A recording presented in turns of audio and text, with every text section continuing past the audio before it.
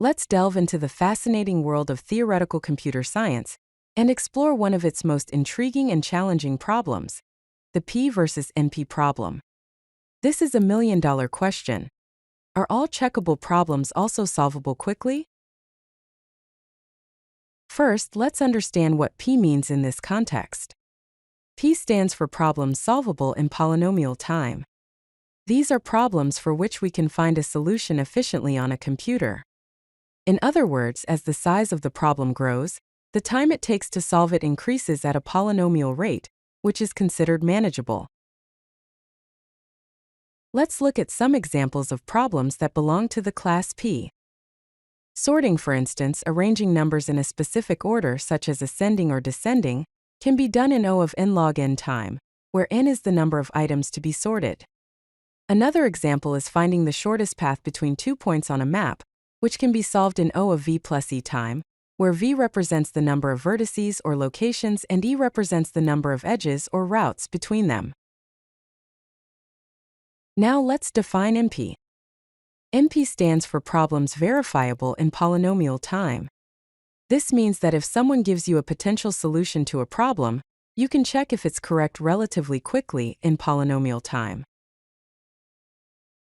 Consider Sudoku as an example of an NP problem. Finding a solution to a Sudoku puzzle can be very difficult and may take an exponential amount of time as the puzzle's size increases. However, if someone hands you a completed Sudoku grid, verifying whether it's a correct solution is very easy and can be done in polynomial time. You simply need to check that each row, column, and 3x3 box contains all the numbers from 1 to 9 without any duplicates. Now we arrive at the core question. Does P equal NP? In other words, is every problem whose solution can be quickly checked also solvable quickly? If you can check the answer quickly, can you also find the answer quickly? Within the class NP, there exists a set of problems known as NP-complete problems. These are the hardest problems in NP. What makes them special is that if any NP-complete problem can be solved in polynomial time, then it would imply that P equals NP. Solving one of these problems efficiently would unlock efficient solutions for all problems in NP. Let's explore some famous NP-complete problems. The traveling salesman problem asks for the shortest possible route that visits each city exactly once and returns to the starting city. Another one is the Boolean satisfiability problem, which asks whether a given logical formula can be made true by assigning values to its variables. So, why does this P versus NP question matter? If P equals NP, it would be a revolutionary breakthrough transforming fields like cryptography, optimization, and artificial intelligence. Many problems that are currently considered intractable could suddenly become solvable efficiently.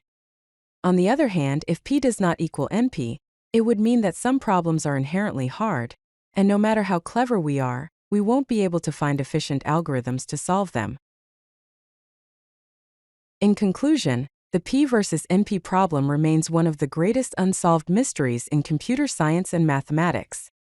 Its solution could have profound implications for our understanding of computation and the limits of what computers can do. The Clay Mathematics Institute is so interested in the outcome that it offers a prize of $1 million for the correct solution. If you like this video, hit that like button and don't forget to subscribe. Visit CodeLucky.com for more such useful content.